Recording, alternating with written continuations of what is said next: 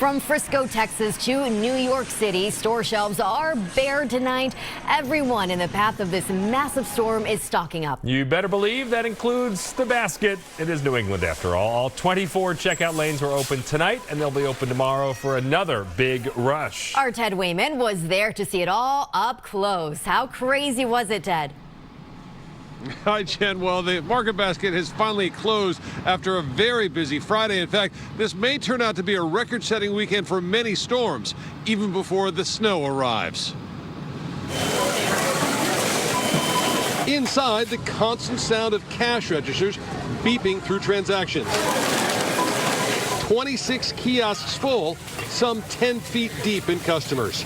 Parked just outside, a van carrying shoppers with an LED message board that reads, "Hurry everyone, get the milk, eggs, and butter with 2 T's and an H." Now, are you prepared to kind of hunker down for the storm?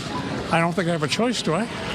Jim McLaughlin of Needham is among hundreds of shoppers Friday night, all getting essentials to get them through at least Tuesday. Guess how long people have been stocking up for this snowstorm? It started on Wednesday and been here pretty much straight out since Wednesday. Yes, plenty of bread and milk orders here.